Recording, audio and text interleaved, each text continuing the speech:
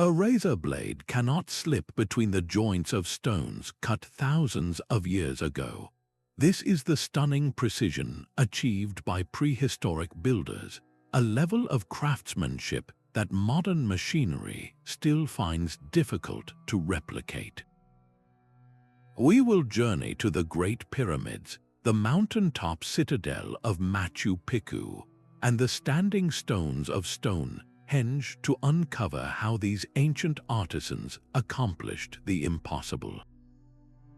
You will discover the lost techniques and sophisticated knowledge that allowed them to build with such flawless accuracy, challenging everything we thought we knew about early human history. How did they move 100-ton blocks without wheels or carve granite with simple copper tools? By the end, you will see our ancient past not as a primitive time, but as an age of brilliant, forgotten engineering. What do you believe is the greatest mystery our ancestors left behind? Some of these stones weigh more than a fully loaded space shuttle. That is the staggering reality of the megaliths left behind by our ancestors. At a place like Baalbek in Lebanon, you will find foundation stones estimated to weigh over 800 tons each. That is heavier than 2 fully grown blue whales. These colossal blocks were quarried, moved for miles across rugged terrain, and then lifted into place with joints so tight they defy logic. Across the ocean, the Great Walls of Sacsayhuaman in Peru are a dizzying puzzle of irregular, multi-angled stones, each one uniquely shaped to interlock perfectly with its neighbors without a single drop of mortar. The precision is not just about a snug fit. It is about a structural integrity that has allowed these walls to stand unshaken through countless earthquakes. How could cultures separated by vast oceans and thousands of years arrive at the same breathtaking solution? This is not a story of one brilliant but isolated civilization. It is a global pattern, a recurring theme of impossible engineering that stretches from the windswept plains of England to the high Andes. Mainstream history tells us these builders had only stone hammers and copper chisels. Yet, as engineer Christopher Dunn has pointed out, the evidence carved into the granite itself often suggests something far more advanced. The surfaces are not just flat, they are optically flat, meaning they are true to within a fraction of a millimeter over their entire vast area. This is a level of precision we associate with modern machine shops, not with primitive toolkits. So what does this recurring miracle tell us? It forces a single, unsettling question. What if our timeline of human achievement is missing a crucial chapter? A period where knowledge was not primitive at all, but profoundly sophisticated. Think of the stone itself as the first and most demanding teacher. A master mason did not simply attack a granite block. They began by reading the stone, understanding its grain, its hidden faults, its unique personality. Then the patient, rhythmic work of pecking would start. Using a harder stone like dolerite, they would tap across the surface, gradually crushing the crystalline structure into a cloud of dust. This was not a swift process. Creating a single flat face on a large block could take a person months of relentless, careful labor. But pecking alone could not achieve that legendary, seamless fit. The next stage was grinding. They used sand, a simple abrasive with water and a flat stone plate. By moving the plate back and forth in long, steady strokes, the sand particles embedded in the stone acted like countless microscopic teeth, slowly, methodically wearing down the high spots left by the pecking. This is how they achieved those eerily flat surfaces, a level of precision born from immense time and a profound understanding of friction. Yet even this does not fully explain the puzzle of the interlocking stones. How could they possibly carve a block with multiple concave and convex surfaces, knowing it had to fit a neighbor they had not yet even shaped? The answer lies not in the tools but in the mind. They were masters of three-dimensional geometry. They understood that a complex shape could be defined by a series of key points, almost like a three-dimensional map. By carefully carving these critical contact points first, they could ensure a perfect fit, then slowly work to remove the excess stone from the rest of the block. This was a mental blueprint, a spatial reasoning so advanced it allowed them to see the final, locked form hidden within the raw, uncut rock. Without a single laser or computer, they performed a feat of engineering that still baffles us today. But that mental blueprint needed a language, and that language was geometry. A master builder did not need complex instruments. With a knotted rope for measuring and simple wooden rods for sighting lines, they could lay out a perfectly square foundation or a precise astronomical alignment. This geometry was far more than a set of practical rules.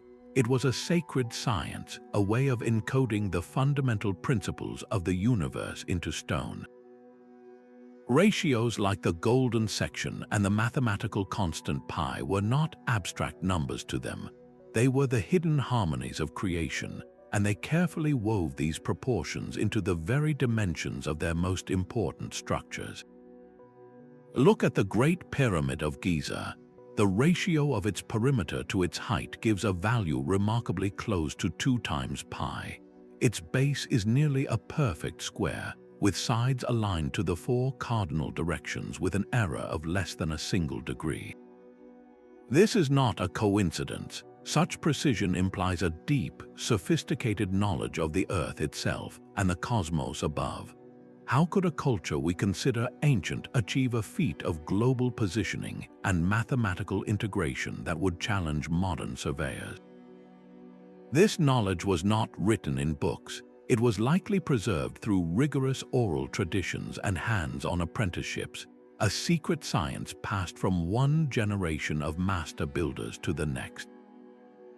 They understood concepts of proportion and scale that allowed them to visualize and then execute designs of staggering complexity, all without computers or even paper. The very existence of these structures forces us to reconsider the society that built them. This was not a scattered group of laborers. It points toward a highly organized, deeply knowledgeable civilization with a unified vision, capable of projects that span decades, even centuries. How was this vast and precise understanding of the world developed, and how was it so completely lost to the sands of time? Yet the most brilliant blueprint is useless if the stone cannot be moved. Envision a single block of granite weighing 100 tons, a mass equal to 20 adult elephants. The first challenge was to free this behemoth from the earth. Quarry workers were not just laborers, they were geologists. They learned to read the stone, searching for natural fracture lines and weaknesses. Then they employed a quiet genius, using simple physics as their primary tool. At sites in ancient Egypt, we find evidence of a technique called thermal shock. Workers would build fires along a desired fracture line, heating the rock intensely. Then they would rapidly cool it with water. The sudden contraction caused the granite to split with a loud crack, cleaving neatly along the planned plane. Wooden wedges driven into cracks and soaked with water would expand with immense force, patiently prying the block free over hours or days. This was not a violent assault on the mountain. It was a delicate negotiation with the stone itself. Once liberated, the greater puzzle began. How do you transport a 100-ton block for miles across rugged terrain without wheels, without iron, and in some places like the Andes without even draft animals? The theories are as ingenious as the structures they created. In Egypt, the most enduring image is of massive sledges dragged across desert sands. But recent experiments suggest these sledges may have moved on tracks lubricated with water, drastically reducing the friction and the number of people required to pull them. For river transport, they likely constructed colossal barges, floating these stones like mountains on the Nile. Then there are the moai of Easter Island. For generations, their journey was a complete mystery. How did these towering statues travel from the quarry to their coastal platforms? The answer, demonstrated experimentally, is that they were walked. Teams of people used ropes to rock the statue from side to side, edging it forward with each rhythmic tilt. It was a slow, precarious dance, but it worked.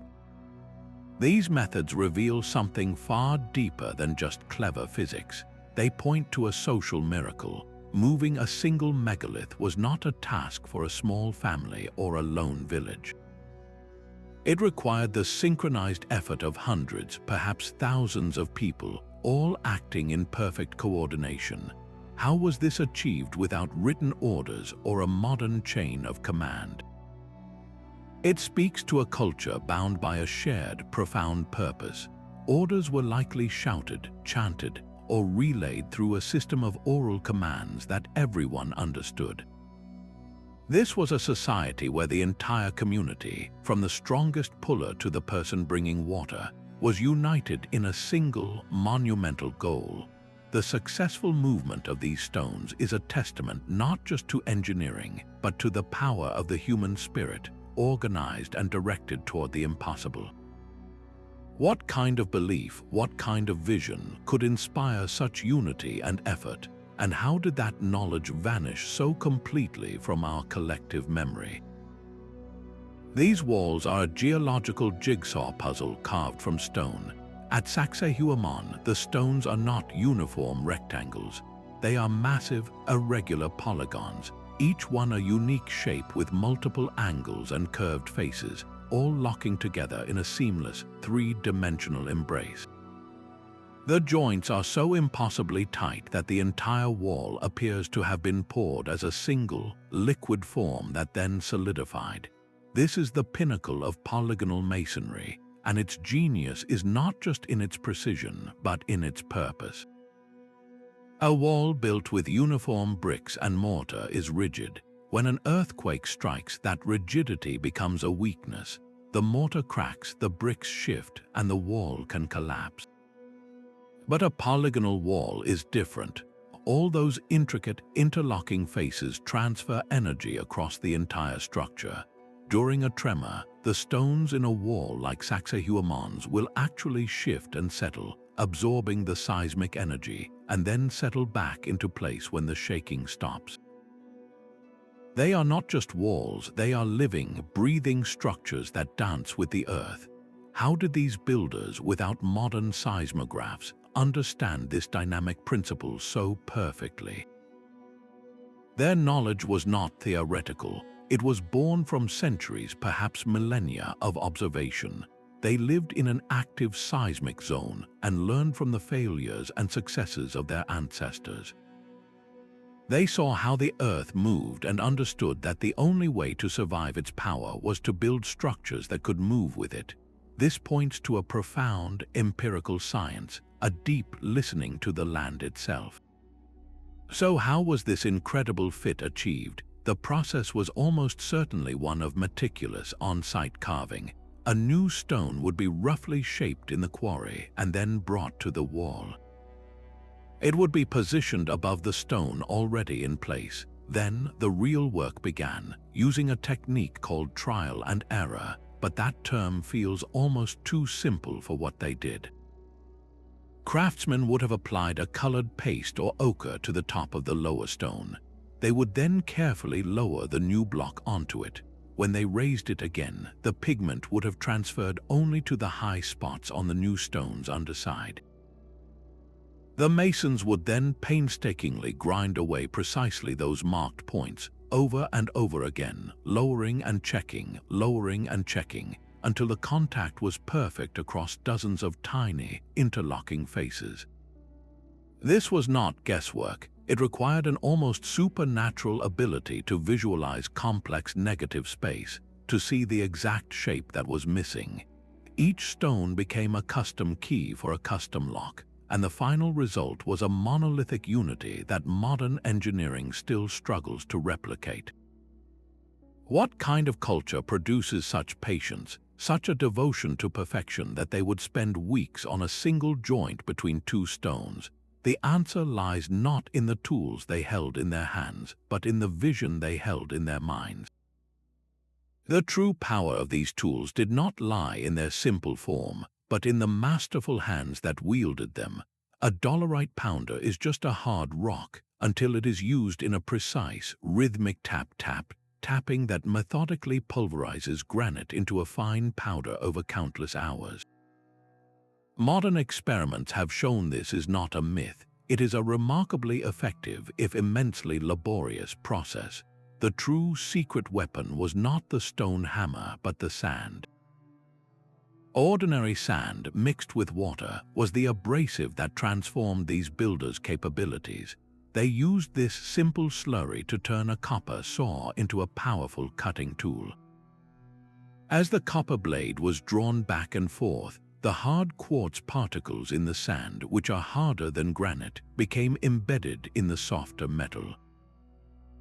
This created a blade with millions of microscopic, self-renewing teeth, capable of slicing through the hardest stone. They used the same principle for drilling. A hollow reed or copper tube was rotated, perhaps with a bow, while sand and water were fed into the contact point. The abrasive slurry did all the real work, grinding a perfect circular groove deep into the stone.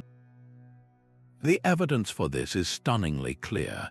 In museums, you can find granite cores drilled out by ancient Egyptian craftsmen. These cores show a perfect spiral groove running their entire length, the unmistakable signature of a tubular drill fed with an abrasive slurry, and the feed rate was so consistent and rapid that it still impresses modern engineers. This was not crude hacking. This was a controlled, precise machining process. Think of a master craftsperson using a simple copper chisel and a mallet to carve intricate hieroglyphs. The chisel itself is soft, but when struck, it acts as a driver, pushing hard sand particles against the stone to abrade it with each precise impact. The tool was merely an extension of the artisan's knowledge, a physical expression of a deep understanding of physics and material science. This leads to an unavoidable question about the people themselves. Who were these artisans to achieve this level of flawless work? They could not have been a conscripted army of unskilled laborers. The evidence points instead to a class of supremely skilled professionals, a guild of stone masters who spent their entire lives perfecting a single, sacred craft. Their knowledge was a living library passed down through generations, and it was this deep, specialized mastery that was the true, invisible tool behind every perfect joint and every precisely drilled hole. Water itself became one of their most powerful and versatile tools. Beyond just floating stones on barges, they learned to command its force with startling ingenuity. In the quarry, the simple act of soaking a piece of wood could generate enough power to split a mountain. Workers would carefully carve a line of holes along the granite, not to drill it out, but to insert dry wooden wedges. Then they would pour water over them. As the wood swelled, it created immense, unyielding pressure, cleanly fracturing the stone along a predetermined plane with a sound like thunder. This was not brute force. It was a controlled release of energy, a patient dialogue with the very fabric of the stone. But their mastery of water extended even to the most delicate tasks of measurement. How do you ensure that the foundation of a temple, stretching for hundreds of feet, is perfectly level? The answer was the water level. They used a long, narrow trench filled with water. Because water always finds its own level, they could mark points at the water's surface at opposite ends of the site. No matter how uneven the ground, these two marks would always be on the same true horizontal plane. With this elegantly simple tool, they could achieve an accuracy that would challenge modern laser levels over vast distances. This reveals a mind that saw the world differently. They did not fight against nature's rules. They listened to them, and then they invited nature to do the hard work for them. The expansive power of wet wood, the relentless pull of gravity on water, the buoyant lift of a river, these were not obstacles. They were partners in a grand, collaborative construction project. What does it say about a civilization that could so fluently speak the language of physics, using water and wood to accomplish what we might need hydraulics and computers to achieve today? Legends whisper of a technology that seems to belong to the realm of pure fantasy. Across the globe, from the high plateaus of Tibet to the deep jungles of the Americas, indigenous traditions tell a similar, baffling story. They speak of ancestors who did not struggle to move massive stones, but who instead used sound to make them light. Chants, specific drumbeats, or mysterious instruments were said to resonate with the stone itself, canceling its weight and allowing it to be guided through the air like a leaf on the wind. To our modern, materialistic minds, this sounds like myth. But what if these stories are not mere fables, but a distorted echo of a lost science? Consider the hypogeum of Hal Saflieni in Malta, an underground labyrinth carved thousands of years ago. Certain chambers within this sacred space are engineered with astonishing acoustic properties. When a deep, resonant tone is produced in one of these rooms, the sound amplifies and vibrates through your entire body, creating a physical sensation that is both powerful and unsettling. The Great Pyramid of Giza, too, is now known to have unique sonic qualities, with its construction possibly designed to channel and amplify specific frequencies. This was not likely an accident. If sound could be used to alter the properties of matter, it would represent a form of physics so advanced we can barely comprehend it. It suggests a knowledge system built not on levers and pulleys, but on vibration and resonance, a complete paradigm shift from our own understanding of engineering. This forces a profound question. Are we dismissing these legends because they are impossible, or simply because our current model of physics cannot yet explain them? The very possibility invites us to look beyond the physical tools and see the symbolic and spiritual dimensions of their work. For these builders, the act of construction may have been a form of sacred harmony, a ritual where the right sound, the right frequency, was as crucial as the right chisel. The stones themselves seem to whisper of a connection that reaches far beyond the earth. Look up from the impossibly tight joints of a pyramid or the vast circle of Stonehenge, and you will find their true blueprint written in the stars. These structures are not merely buildings, they are stone calendars, celestial clocks, and maps of the heavens. The three great pyramids of Giza align with a stunning precision to the three stars of Orion's belt. The massive stones of Stonehenge frame the rising sun on the summer solstice with an accuracy that required generations of sky watching to achieve. This was no happy accident. It was the entire point. The alignment was fundamental, the very soul of the design. To accomplish this, these builders needed more than just advanced geometry. They needed a deep, patient understanding of the cosmos itself, cultivated over centuries. They tracked the slow, majestic dance of the planets and stars, recording their movements across lifetimes, passing this sacred knowledge down through an unbroken chain of priests and astronomers. They then performed a staggering feat of translation, turning these cosmic cycles into immutable stone on the ground. By anchoring their monuments to the heavens, they created something eternal. The pyramid became more than a tomb. It became a machine for navigating the afterlife, its shafts pointing to specific stars believed to be the home of gods. Stonehenge became a ceremonial center where the community could gather to witness the rebirth of the sun at the winter solstice, a tangible assurance that the cycle of life would continue. This cosmic connection likely dictated the very rhythm of construction. The laying of a cornerstone may have been timed to a planetary conjunction.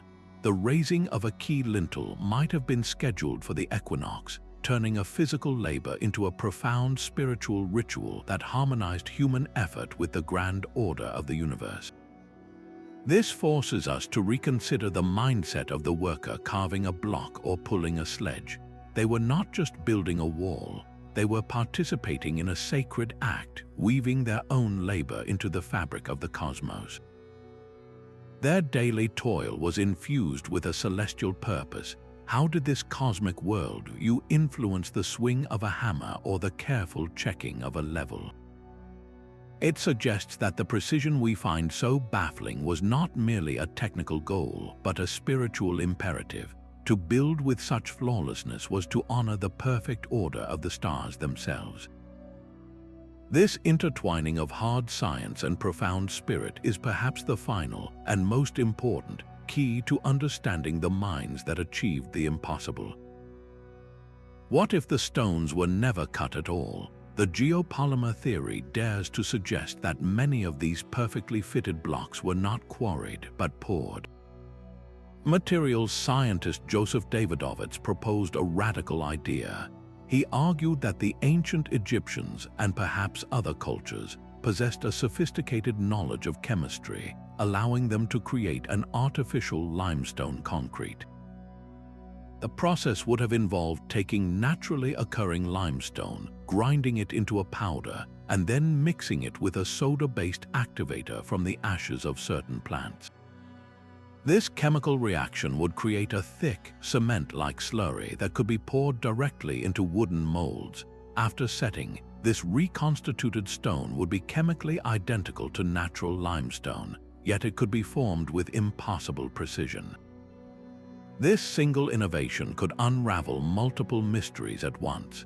It explains how blocks could achieve such a seamless, molded fit, as if they were liquid stone that solidified in place. It accounts for the curious presence of air bubbles and organic fibers sometimes found trapped within the heart of these megaliths, materials that should not exist in solid bedrock. Most strikingly, it offers an answer to the puzzle of construction speed. Pouring and casting blocks on site would be exponentially faster than quarrying, carving, and transporting each one individually. Imagine building an entire pyramid not by lifting 1,000,000 heavy blocks, but by mixing and pouring a kind of advanced concrete, one layer at a time. The implications are staggering. It means these builders were not just master masons but master chemists. They understood geochemistry on a level that would not be rediscovered for thousands of years. While the theory remains fiercely debated, it forces us to confront a new possibility. The greatest secret of the ancient builders may not be hidden in their tools or their astronomy, but in the very molecular structure of the stones themselves. This potential for chemical manipulation opens a breathtaking new frontier, suggesting that the true technology was not in the shaping of the stone, but in its very creation. The sheer scale of labor required for these projects is almost beyond comprehension. We are not talking about a few hundred people working for a season. We are talking about a small city of thousands, engaged in a coordinated effort that spanned generations. The old story of whips and slaves dragging stones under the desert sun is crumbling under the weight of new evidence. Just look at the workers' villages discovered near the Giza pyramids. These were not prison camps. Archaeologists have found bakeries capable of producing thousands of loaves of bread daily, facilities for curing fish on an industrial scale, and medical clinics where complex surgeries like bone setting were performed successfully. These workers were fed, housed, and cared for with an efficiency that rivals modern project management. This was not brute force. It was a complex symphony of specialized labor where every individual played a crucial part.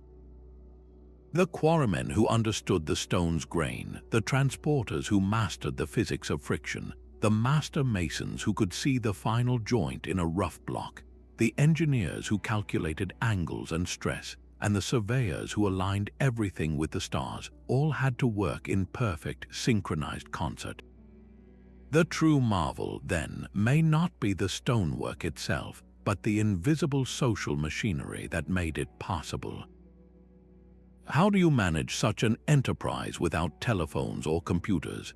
It required a sophisticated administrative class, a hierarchy of scribes and overseers who could manage resource allocation, plan logistics for the next decade, and adapt the entire operation when a quarry faced a setback or a new design was introduced.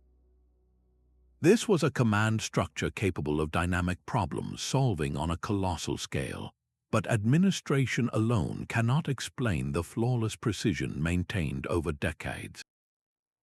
A worker who is merely fed and paid will do adequate work. A worker who is driven by a shared, profound belief will achieve the impossible. The construction of these monuments was the ultimate civic and religious endeavor, an act that wove the identity of the entire civilization into the very fabric of the earth. To be part of building a pathway for a god-king to the stars, or a temple that would ensure the sun would rise again, was to participate in a story larger than any single lifetime. This cultural motivation, this unifying vision, is what transformed back-breaking labor into a sacred duty. It is what gave a stonecutter the patience to spend a week perfecting a single surface, knowing his work would honor his ancestors and secure the future for his descendants. The management of this human spirit, this collective will, is perhaps the most monumental achievement of all, and the one we understand the least. High in the Bolivian Andes, the stones of Puma Punku lie scattered like a cosmic puzzle shattered by some immense forgotten force. You are looking at architectural components, not simple blocks. You see identical H-shaped blocks of andesite, a stone harder than granite, each one a perfect geometric clone of the next. Their edges are razor-sharp, their surfaces flawlessly flat, and they are punctuated by precisely drilled holes and channels that look as if they were milled by a modern machine. This is not rough, hand-chiseled stonework. This is precision engineering on an almost microscopic scale. The interlocking features are so complex and so perfectly replicated that they imply the use of standardized templates. A master builder could pick up any one of these H-blocks and know it would fit seamlessly with any other of its kind, a concept of interchangeable parts that would not become common in manufacturing for thousands of years. How could the Tiwanaku culture, with only stone and copper tools, achieve such a feat? The material itself defies explanation. Andesite is brutally hard, yet here it is cut, shaped, and finished with a jeweler's precision. Some of the channels are so narrow and perfectly formed that it seems impossible a human hand could have guided the tool that made them. This level of work suggests something beyond simple pounding and grinding. It points to a process of incising, slicing, and drilling that we would normally associate with diamond-tipped saws and industrial machinery. The sheer complexity and miniature detail of these stones have fueled endless speculation. Were there lost tools, perhaps an alloy harder than copper that has since corroded into dust? Or was there a sophisticated understanding of abrasives and guiding apparatuses that allowed them to work the stone with controlled, machine-like movements? The site offers no answers, only deeper questions. Puma Punku was not just built, it was manufactured. Then it was utterly abandoned. The knowledge required to create this stone symphony vanished, leaving behind only the scattered notes. What catastrophic event or what profound cultural collapse could cause such a brilliant and precise technology to be so completely lost to the wind? Centuries of violent earthquakes have proven the Incas right. While modern buildings in the same region often crumble, the ancient walls of Cusco and Machu Picchu still stand, not in spite of the tremors but because of them. The genius of their polygonal masonry is its dynamic nature. Each stone is an individual component, locked into its neighbors by a multitude of angled faces. When the ground begins to heave, These stones do not resist the motion as a single, rigid mass. Instead, they shift and rotate minutely against one another, absorbing and dissipating the seismic energy throughout the entire structure. The wall literally dances, swaying with the Earth's vibrations, and when the shaking stops, gravity and the intricate interlocking shapes simply settle the stones back into a stable position. It is a self-correcting system carved from solid rock. This principle extends to every opening in their architecture. Look at any Inca doorway or window, and you will see it is not a perfect rectangle. It is a trapezoid, wider at the bottom and narrower at the top. This shape is a masterstroke of seismic engineering. During an earthquake, as the walls wobble, a rectangular frame can easily twist out of square, causing the heavy stone lintel above to lose its support and crash down. But a trapezoidal frame is inherently more stable. The inward sloping sides guide the forces of the shaking downward, keeping the lintel securely cradled in place. It is a simple yet profoundly effective solution to a deadly problem. How did they develop such an intuitive understanding of structural dynamics? Theirs was a science written in the ruins of their own failures. The Incas were not the first people to build in the Andes. They learned from the collapsed walls of their predecessors, observing which shapes held and which fell. They saw that rigid structures shattered while flexible ones survived. This knowledge was not theoretical. It was earned through generations of living on a restless land. They built for a timescale we can scarcely comprehend today, creating a legacy meant to endure for 1,000 years. Their pragmatic wisdom, forged in the crucible of necessity, offers a humbling lesson in resilience. What can our own civilization, so often focused on the short term, learn from builders who planned for eternity? The story of ancient precision does not end with the Incas or the Egyptians. It finds a bizarre and compelling echo in the sweltering heat of 20th century Florida. There, a man named Edward Leedskalnin, who stood just 5 feet tall and weighed barely 100 pounds, single-handedly built one of the world's most peculiar monuments. With no visible help, he quarried, carved, and positioned over 1,100 tons of solid coral rock. He called it Coral Castle, and he claimed he had rediscovered the building secrets of the ancient Egyptians. Leedskalnin was famously secretive, laboring almost exclusively under the cover of darkness. Neighbors would hear the clinking of tools, but no one ever saw how he moved his colossal blocks. He spoke in riddles about his methods, writing that he understood the true laws of weight and leverage and magnetism. He insisted that the pyramid builders knew these same principles, and that he had simply uncovered what had been lost. The centerpiece of his work is a massive 9-ton stone gate, perfectly balanced on a simple truck axle. For decades, this enormous slab of rock could be pushed open with the gentle pressure of a single finger. Its precision is staggering, a modern mirror of the seamless joints in Peru. Engineers who have studied it are baffled by the flawless balance, a feat they struggle to replicate even with computer modeling and modern machinery. So how did he do it? The tools found after his death were comically simple, little more than old car parts, chains, and tripods. They seem utterly inadequate for the task. This disconnect between his primitive tools and his monumental achievement is the heart of the mystery. It forces a profound question. Did Edward Leedskalnin truly rediscover a lost principle of physics, a way to manipulate weight or counter-gravity that our own science has yet to formalize? His story is a powerful modern parable. It demonstrates that a single individual, armed not with advanced technology, but with a profound and perhaps forgotten understanding of natural law, can accomplish the impossible. He stands as a bridge across the centuries, a quiet, stubborn man who proved that the knowledge hidden within ancient stones might still be out there, waiting to be found again. Fire itself became a tool of surgical precision in the hands of these ancient engineers.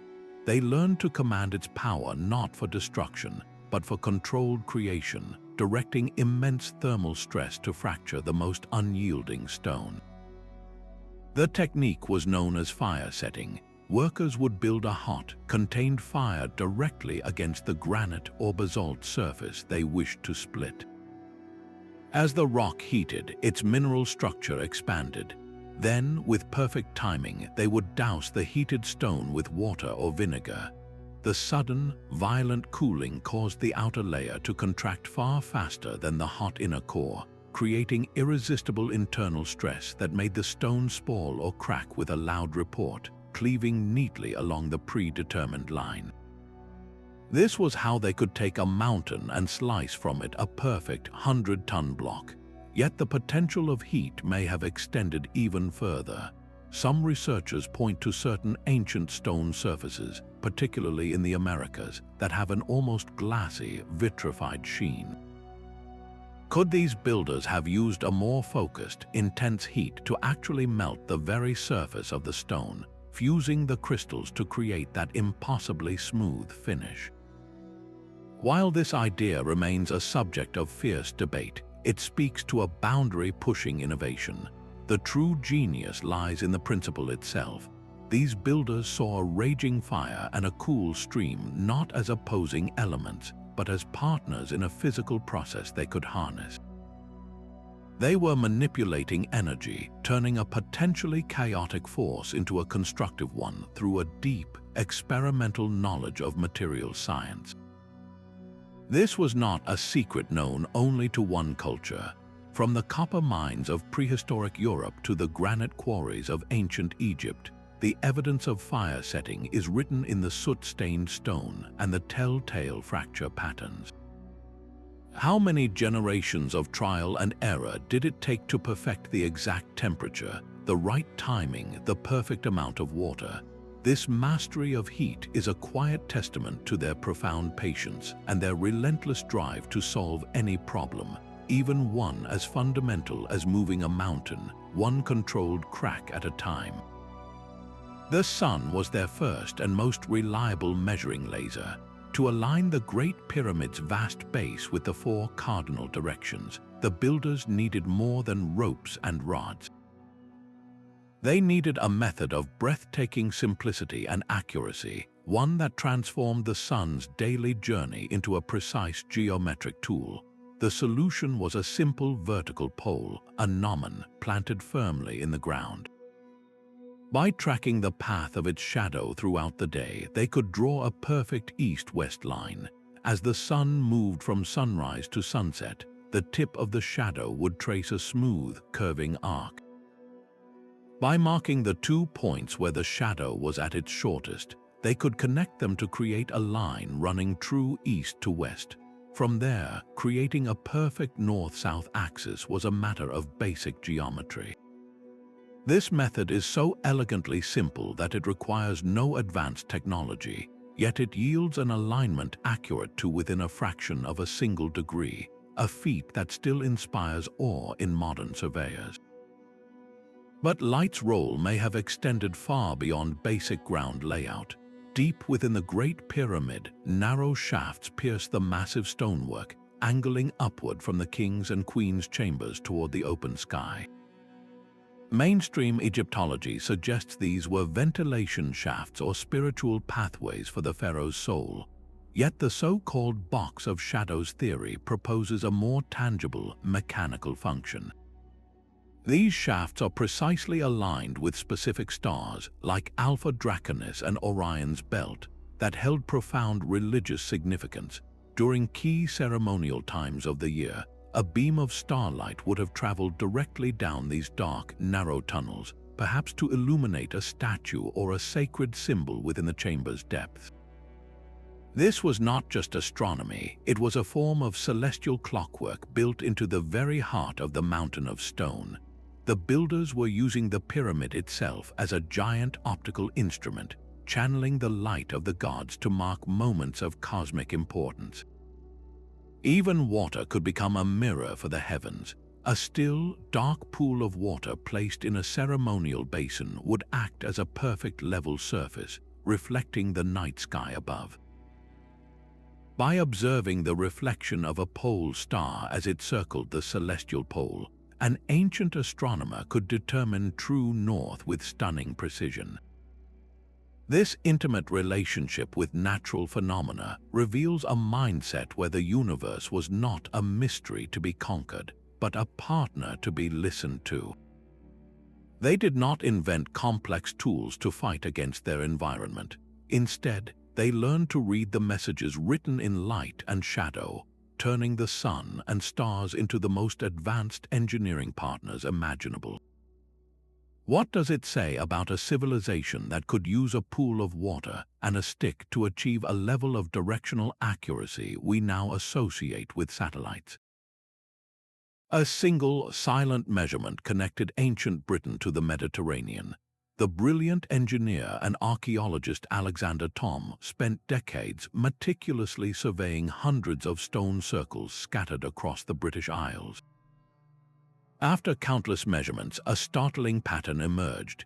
He proposed these monuments were not laid out with random, local units, but with a single, precise standard he called the megalithic yard, equivalent to about 2.72 of our modern feet. This was not a rough approximation. The same unit, repeated with astonishing consistency, appeared in structures separated by hundreds of miles, built over centuries by different communities. The existence of such a standard implies something profound. It suggests a shared knowledge, a common school of thought that connected distant cultures.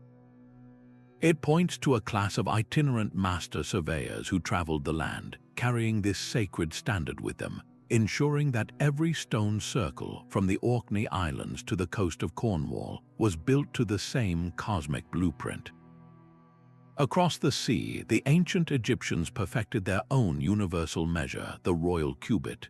This was no arbitrary length. It was a fraction of the Earth's polar circumference, a measurement derived from the planet itself.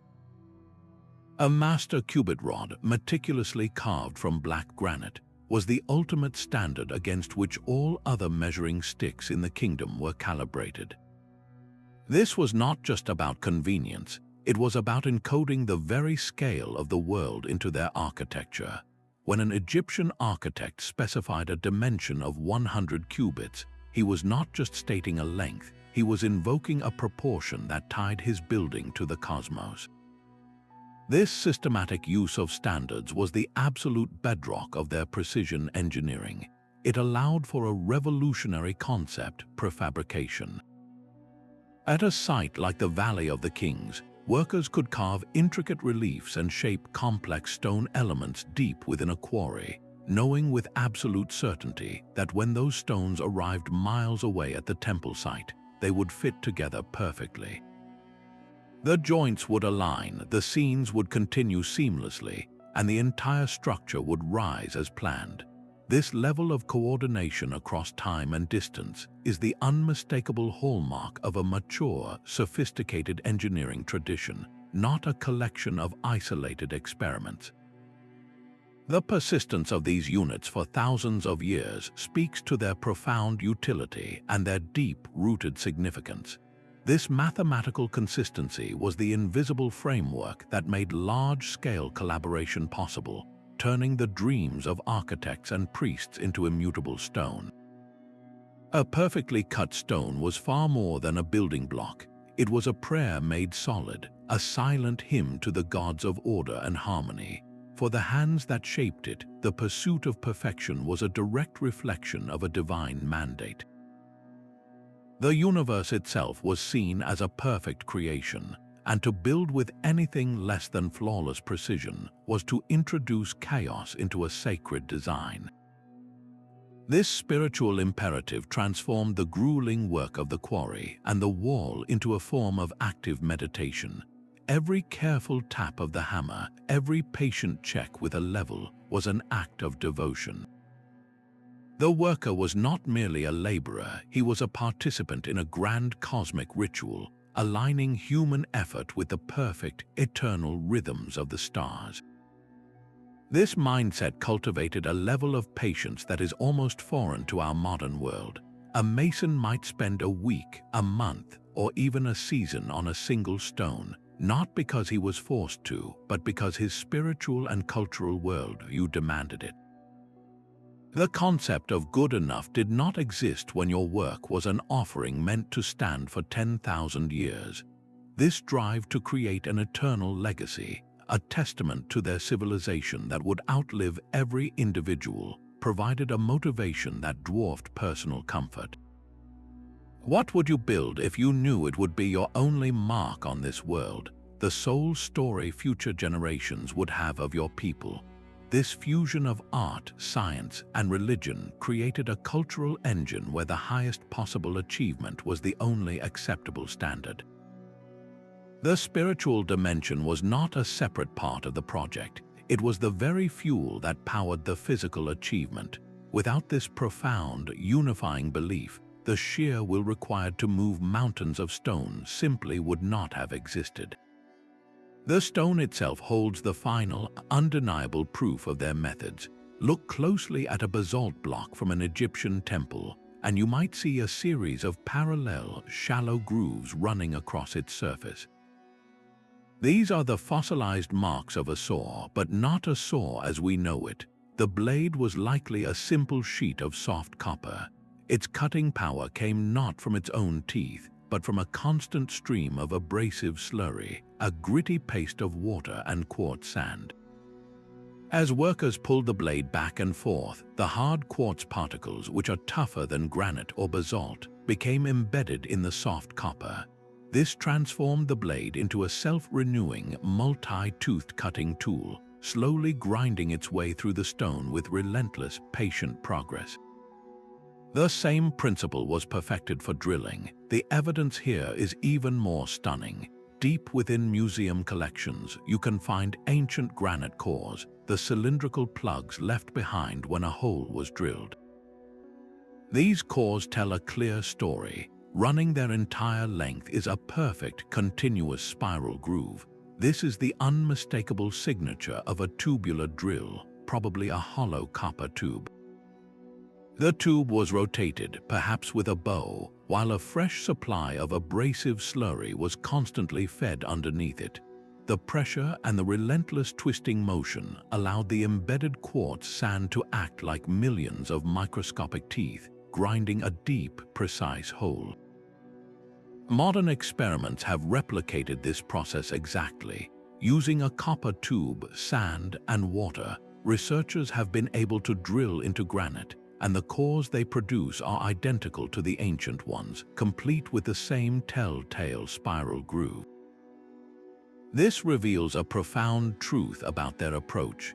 Their technology was not about speed or power, but about the unwavering application of a simple, brilliant principle. Time was not a barrier to them. A cut that would take us minutes with a diamond saw might have taken them weeks of steady, rhythmic labor. The evidence is right there, carved eternally into the stone, a silent witness to a culture that understood that any obstacle, no matter how hard, could be overcome with persistence and a deep understanding of the world's basic forces. The intricate knowledge of the master mason was not stored in libraries, but in the living memory of a chosen few. This entire system of learning, built on generations of careful observation and hands-on practice, was terrifyingly fragile. When a civilization experienced a profound shock, that chain of apprenticeship could be severed in a single generation. The collapse of the great Bronze Age empires around the Mediterranean, a period of widespread chaos and invasion, did not just topple kings. It silenced the master builders, scattering their guilds and erasing their methods from common knowledge. A similar catastrophe occurred millennia later in the Americas. The arrival of Spanish conquistadors was not merely a military defeat for the Inca. It was a cultural and intellectual apocalypse, the systematic destruction of their social order, the suppression of their religion, and the devastating introduction of new diseases shattered the very institutions that preserved the secrets of polygonal masonry. The apprentices who would have learned to read the stone and visualize the interlocking joints never received their final lessons. The knowledge did not fade away slowly. It was cut off at the root. Even without invasion, the knowledge became a victim of its own success. As societies evolved, their priorities and beliefs shifted. The colossal expenditure of labor and resources required to build a pyramid or a megalithic city became impractical for newer, more dynamic states. Why dedicate a generation's workforce to a single temple when you need soldiers for an army or farmers for expanding trade? The very purpose of construction changed. Grand structures were no longer seen as eternal anchors to the cosmos, but as symbols of temporal power, built faster and with different materials. The widespread adoption of brick and mortar, while revolutionary in its own right, made the patient, perfect art of stone fitting obsolete. The specialized skills of the stonemaster were no longer in demand. Without a practical application, the techniques were no longer taught, and the nuanced understanding of acoustics, abrasives, and seismic engineering slowly evaporated from human memory, retreating first into ritual and then into pure myth. What remains to us today are the silent, magnificent shells of this technology.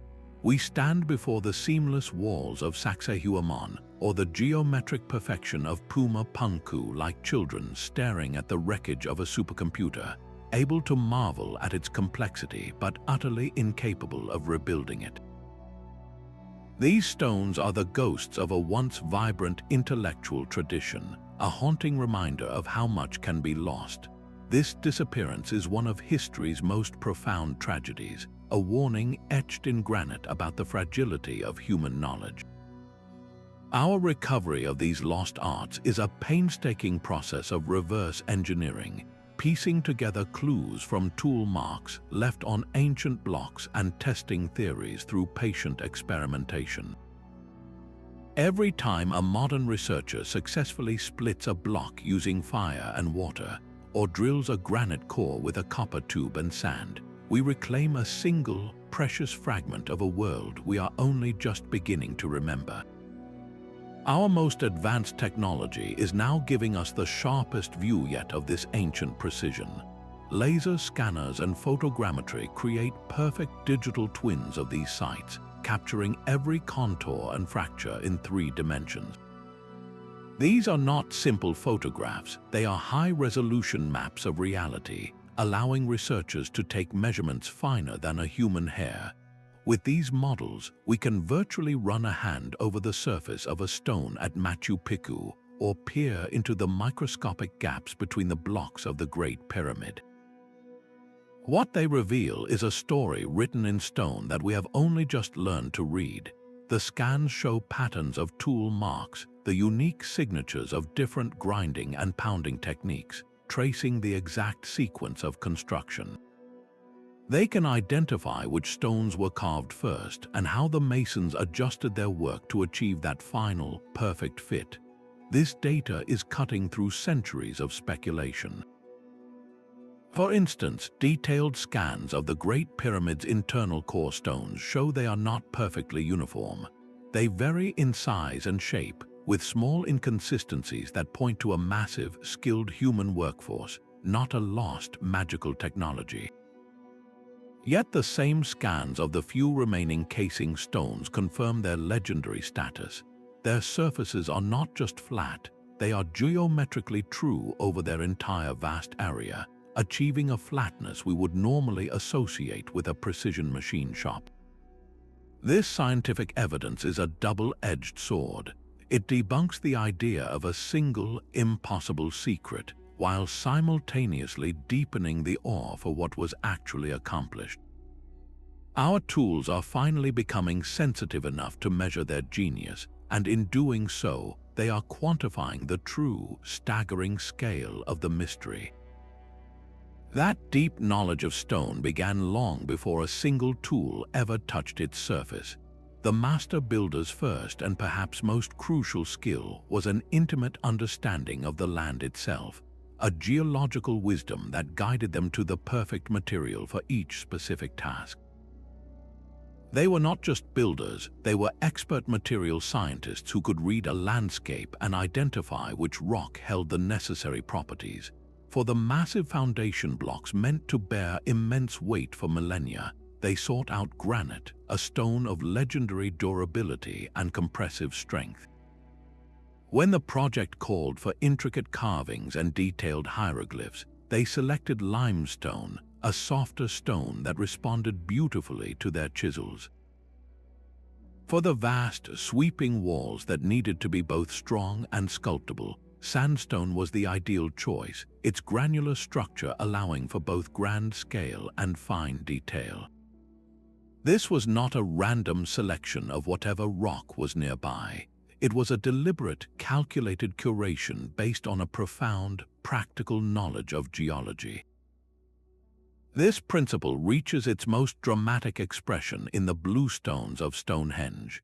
Geologists have traced the origin of these distinctive spotted dolerite stones to the Preseli Hills in Wales, a staggering distance of over 150 miles from the Salisbury Plain. This was not a trivial journey in the Neolithic era. Transporting multi-ton stones across such a vast and rugged landscape, over rivers and through dense forests, represents an almost unimaginable logistical feat. Why would they go to such extraordinary effort? The answer lies in the stone itself. The bluestones were not just aesthetically unique, they were believed to hold powerful healing or spiritual properties.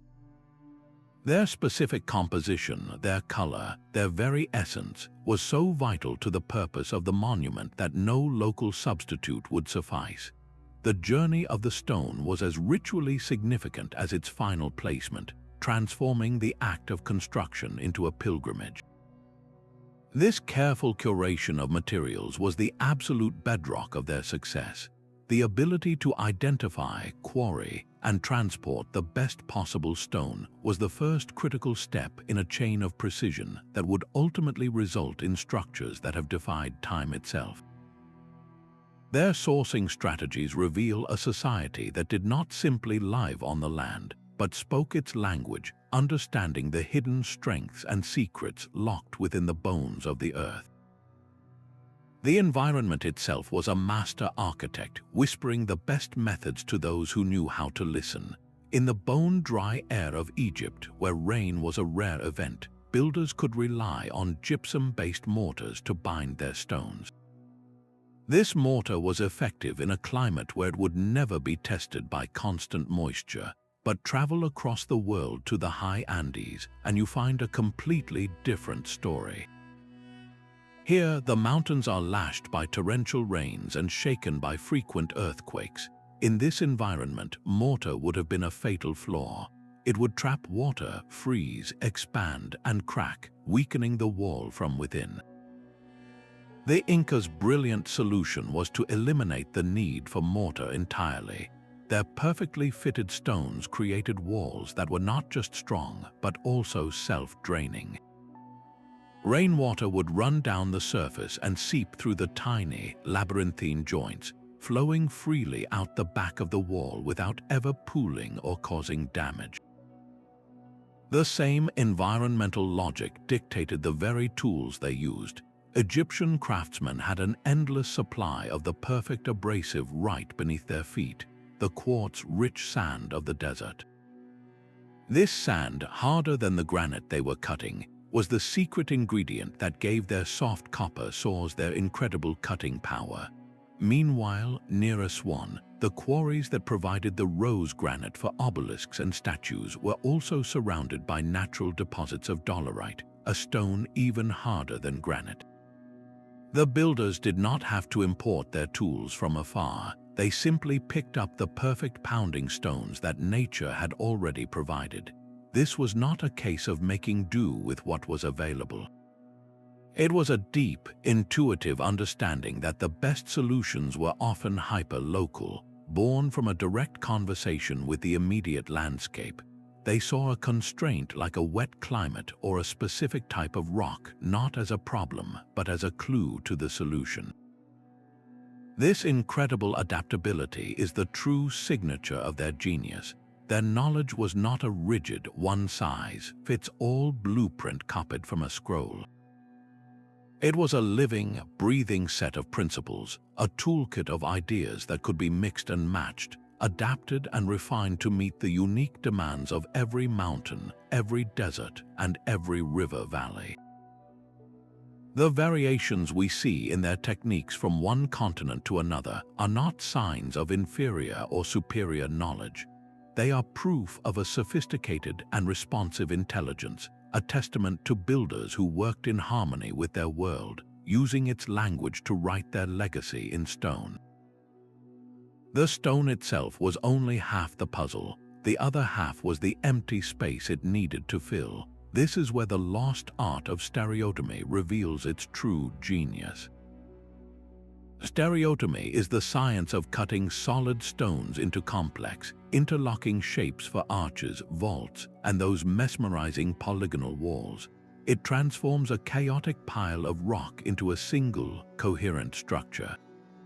The key to this precision likely hung not in a tool bag, but on a workshop wall. Imagine a master builder with a sheet of leather or a thin slab of wood. He would carefully carve the exact negative shape of a kneaded stone onto this flexible material, creating a physical template. This template was the project's blueprint. A worker could take this pattern to a roughly shaped block and trace its outline directly onto the stone's surface. This simple act demystifies the seemingly impossible fit of an Inca wall. It was not magic, it was a system. Each uniquely shaped block was not a guess. It was a custom piece, preordained by a template to lock perfectly with its predetermined neighbor. The entire wall was, in effect, a giant, three-dimensional jigsaw puzzle designed before the first stone was ever cut. But the template was useless without the mind to wield it. This craft demanded a form of spatial intelligence that is difficult to overstate. A master stereotomist had to be able to look at a finished wall in his mind's eye, then mentally disassemble it, visualizing every single component block from every angle. He needed to see not just the stone, but the void it was meant to create. This is a cognitive skill we now associate with powerful computer-aided design software. The ancient mason's brain was that computer. His years of apprenticeship were spent loading the software, training his mind to hold and manipulate these incredibly complex three-dimensional forms. He thought in volumes and intersections, in positive and negative space. When he looked at a raw, uncut boulder, he did not see an obstacle. He saw the final, perfect shape hidden within, waiting to be revealed. This fusion of simple physical guides and profound mental visualization was the invisible architecture behind the visible stone. The template gave his vision a language, and his mind gave the template its purpose. How many lifetimes of accumulated spatial wisdom are locked within the silent, seamless joints of a single wall? That flawless stone joint cost more than just time. It cost the labor of an entire civilization. To achieve this level of precision, a society first had to master the art of producing a massive, reliable surplus. Think of the resources required just to feed the workforce. We are talking about thousands of people, not farming, not hunting, but dedicating their lives to cutting and moving stone. This required a stable, agricultural foundation so productive it could free up a significant portion of the population for decades. Beyond food, the sheer volume of materials was staggering. Quarries had to be established and operated for generations, producing a continuous flow of stone. An entire supporting economy would buzz around the construction site. Toolmakers worked constantly, forging copper chisels and carving dolerite pounders by the thousands. Carpenters built sledges and barges, potters produced vessels for water and food, administrators managed complex supply chains. This was not a seasonal project, it was a permanent, state-sponsored industry. The very existence of such a specialized, non-food producing class is the hallmark of a complex and wealthy society. This immense investment was a powerful political statement. A pharaoh or a king who could command such resources was demonstrating an unshakable control over both people and production. The monument itself became proof of his power and the favor of the gods. It projected an image of absolute permanence, a declaration that this civilization was not just surviving, but was destined to endure for all time. The ability to even begin such a project was, in itself, the ultimate advertisement of a society's success.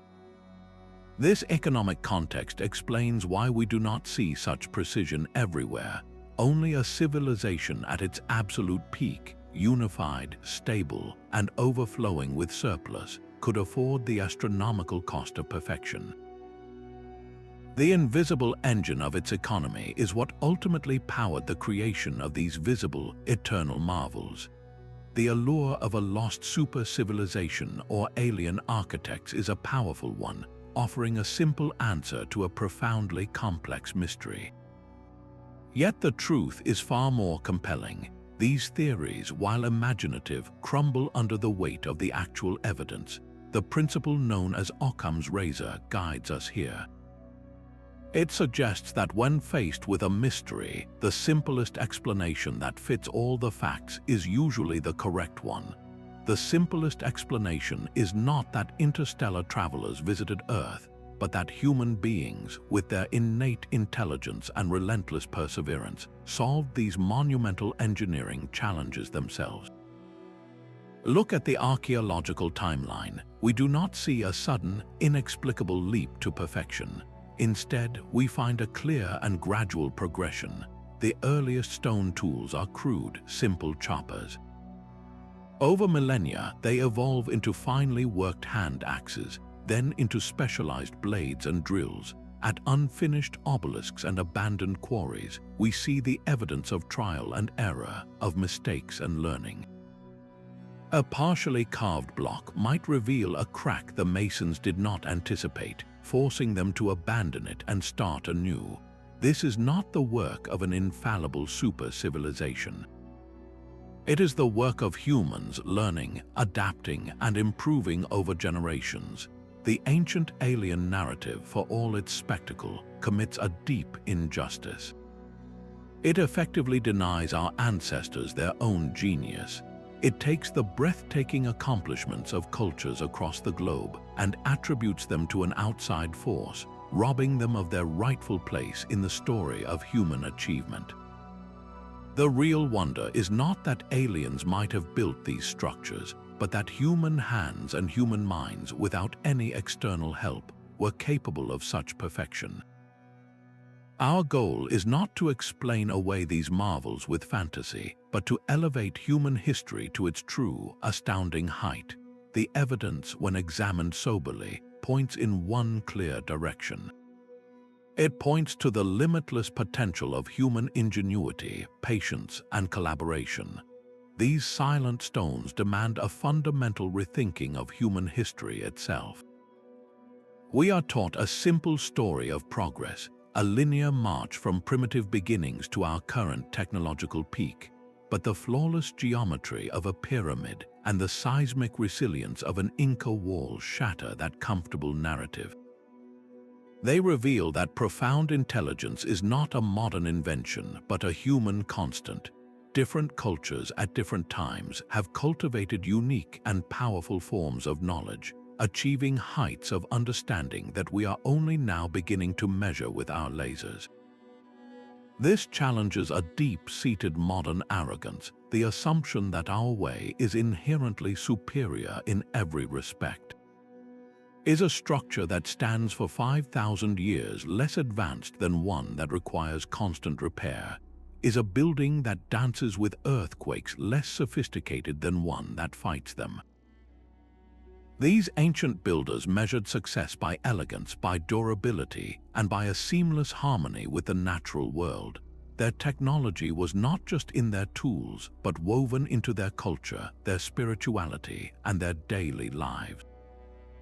This deep, practical wisdom was encoded not in fragile books, but in the very movements of their hands, the rhythms of their chants, and the patient traditions passed from master to apprentice. The true lesson of these monuments is not about lost tools, but about a lost mindset. It is a lesson in what humanity can accomplish with relentless observation, generational patience, and a society unified by a shared, transcendent purpose. We may possess infinitely more powerful machines, but have we forgotten how to build for eternity? Their legacy is a quiet, humbling question etched in stone, asking us what we might achieve if we once again valued resilience over speed and harmony over domination. The lever was their silent giant, a simple wooden beam that could make 100-ton stone feel light as a feather. This was the mastery of mechanical advantage, the profound understanding that a small, consistent force applied over a great distance could overcome a massive resistance. While we find no evidence of complex pulleys or cranes in their toolkits, the principles of the lever, the inclined plane, and the rocking technique are written into the very stones they moved. Think of the final, breathtaking lift, placing a multi-ton lintel atop two upright megaliths. An earthen ramp, built from rubble and sand, would have spiraled upward alongside the growing pyramid or stone circle. Teams of workers, using nothing but ropes and brute strength, would drag the block up this artificial mountain. With each layer completed, the ramp was raised, a patient, winding road into the sky. For the final, precise positioning, levers took over. Workers would insert wooden poles beneath the stone. Then, with coordinated heaves, they would rock the block upward, slipping wooden shims underneath with each small gain. It was an exercise in immense patience, lifting the stone millimeter by millimeter over days or weeks. The true machine was not the lever itself, but the human collective wielding it. A single person cannot move a monolith, but 100 people pulling in perfect unison, their force channeled through ropes and levers, become a single, living engine. This required a rhythm, a shared cadence of effort that turned individual muscle into a unified, irresistible power. The genius was not in inventing a new technology, but in orchestrating fundamental physics on a colossal scale. They looked at a stick, a rock, and a hill, and saw in them the potential to build a mountain that would touch the stars. Their greatest machine was an invisible one, a deep, intuitive grasp of the laws that govern our world. A master builder did not see a line between science and spirit. For them, the movement of a star, the fracture line in a granite cliff, and the sacred proportion in a temple blueprint were all expressions of a single, universal order. This was the ultimate source of their genius. They were not compartmentalized specialists, but profound synthesizers of knowledge. The architect was also a priest who read the heavens. The stonemason was also a geologist who understood the soul of the rock. This holistic worldview meant that every decision was informed by multiple layers of understanding. To align a temple, you needed an astronomer's precision. To choose its foundation, you needed a geologist's eye for stable bedrock. To proportion its chambers, you needed a mathematician's grasp of harmonic ratios. These were not separate tasks handled by different departments. They were interconnected facets of a single, sacred act of creation. This constant cross-pollination of ideas from different domains is what fueled their most breathtaking innovations. A knowledge of acoustics gained from ritual chanting might inspire a new method for testing the integrity of a stone. An understanding of animal anatomy from hunting could inform a more efficient way to lever a massive weight. Their technology was resilient and adaptable precisely because it was not a collection of isolated tricks. It was a vast, interconnected web of principles where a solution from one field could unlock a problem in another. In our modern world, we have become masters of hyper-specialization. An engineer may know everything about stress tolerances but nothing of the local geology. An architect may design a beautiful form that fights against the wind and the sun. We have gained immense depth in narrow fields, but we have often lost the connective tissue that makes a system truly brilliant and enduring. The ancient builders remind us that the most profound solutions often emerge at the boundaries between disciplines, in the fertile space where astronomy meets masonry and where mathematics meets prayer. Their legacy is a challenge to our fragmented way of thinking.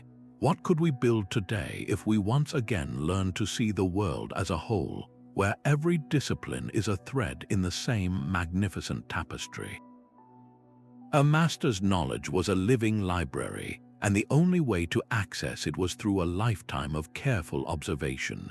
The true technology was not the copper saw or the dolerite hammer, but the mind of the craftsman who knew precisely how to use it. This profound understanding was preserved through a sacred and rigorous system of apprenticeship. A young initiate would not simply learn to swing a mallet. He would spend years, even decades, at the side of a master, absorbing the sacred geometry, the subtle lore of different stones, and the oral histories that gave the craft its meaning. The first years might be spent on a single, repetitive task, like mixing the perfect abrasive slurry or pecking a rough block into a basic shape. This was not wasted time. It was the foundational process of building muscle memory and intuitive feel, of learning to listen to the stone through the vibrations in the tool. The master would not lecture from a book.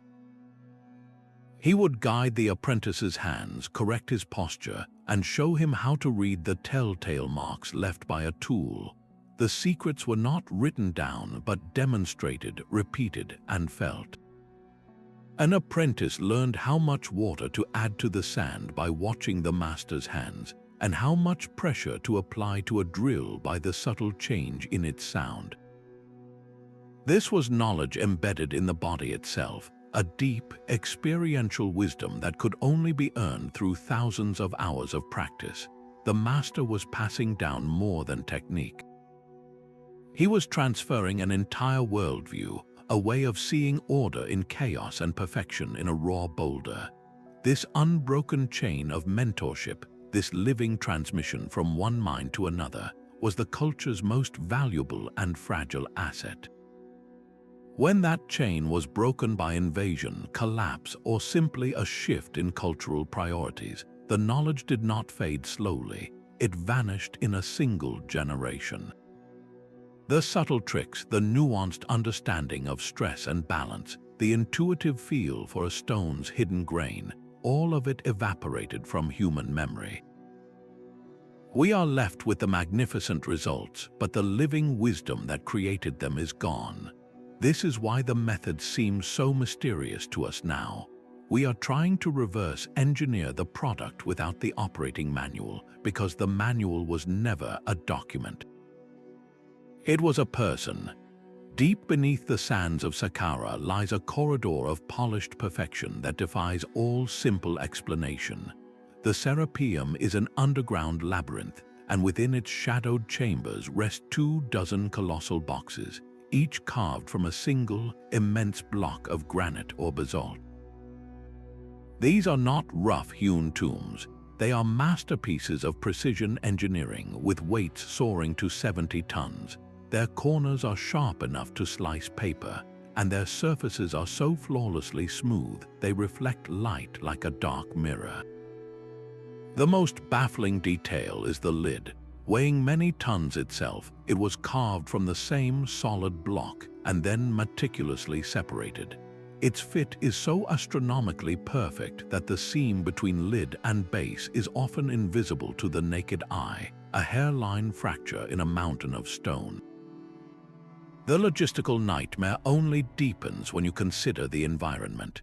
These behemoths were crafted and then maneuvered into cramped, underground tunnels where there was no room for large work crews or grand gestures. How do you polish the interior of a 70-ton granite box to a glassy finish when you can barely fit inside it yourself? The stone itself is the final witness. Granite and basalt are among the hardest rocks on Earth, yet they were worked with a jeweler's precision. The tool marks that do remain suggest a drilling and cutting capability that seems to leapfrog over the copper chisels and stone hammers found in the archaeological record. This has led some researchers, like engineer Christopher Dunn, to propose the use of lost machining technologies, perhaps massive saws with fixed trajectories or powerful drill rigs that could achieve these staggering levels of flatness and parallelism. The Serapeum does not just ask how this was done. It demands to know why such impossible perfection was necessary for a box meant to be sealed in darkness forever. This site remains a polished, silent rebuke to our standard timelines, a collection of stone puzzles waiting in the dark for an answer we have yet to find. From the deserts of Egypt to the mountains of Peru, the evidence speaks with one voice. Our prehistoric ancestors were not primitive. They were masters of their craft, wielding a profound and sophisticated knowledge that allowed them to carve, move, and place stone with a precision that still defies easy explanation. Their legacy is not just a collection of ruins, but a permanent monument to human potential. It is a testament to what can be achieved with simple tools, immense patience, and a collective will united by a shared, transcendent purpose. These silent stones challenge the very timeline of human progress, asking us to look upon our ancient past not as a simple beginning, but as an age of brilliant, forgotten engineering. Let this journey inspire a deeper appreciation for the sheer ingenuity that came before us, and a genuine humility about the limits of our own modern understanding. The mystery is far from over. The stones have not yet yielded all their secrets. They still stand, enigmatic and enduring, inviting future generations to look closer, to question deeper, and to continue the search for the lost wisdom of the builders. If these ancient wonders have captured your imagination, subscribe for more journeys into the forgotten corners of our past. We would love to hear which of these timeless mysteries resonates most with you, so share your own thoughts and questions in the comments below.